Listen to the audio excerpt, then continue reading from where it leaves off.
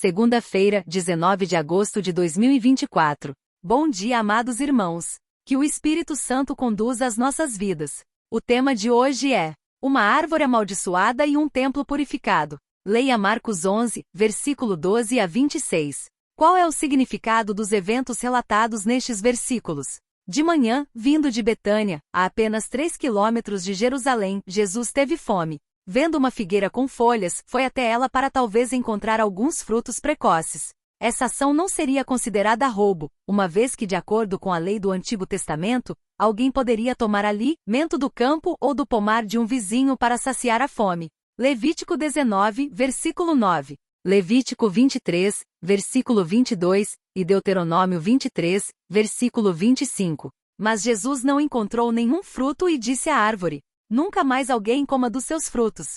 Marcos 11, versículo 14. Foi uma ação bastante estranha e atípica para Jesus, mas o que veio depois foi ainda mais marcante. A próxima cena provavelmente tenha ocorrido no pátio dos gentios, onde eram vendidos os animais para sacrifícios, uma prática iniciada por Caifás havia pouco tempo. Jesus expulsou os vendedores do pátio para que a adoração silenciosa pudesse continuar. A ação de Jesus foi uma afronta direta aos responsáveis pelo sistema do templo. Jesus ligou duas passagens do Antigo Testamento, como uma repreensão contundente ao comércio profano. Ele insistiu que o templo deveria ser uma casa de oração para todos os povos. Isaías 56, versículo 7, incluindo enfaticamente os gentios. Depois acrescentou que os líderes religiosos tinham feito do templo um covil de ladrões. Jeremias 7, versículo 11.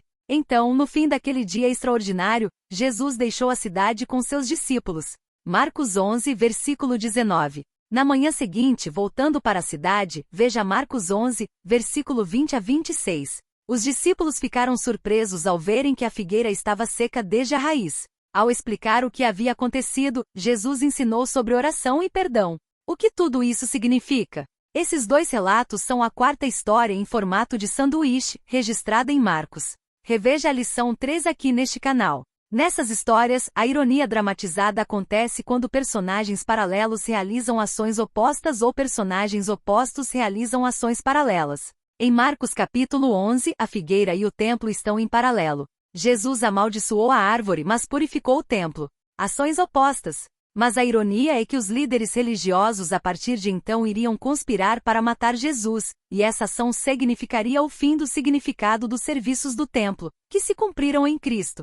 Que coisas em sua vida você precisa que Jesus purifique? Como isso pode acontecer? Que o Espírito Santo nos ajude. Amém.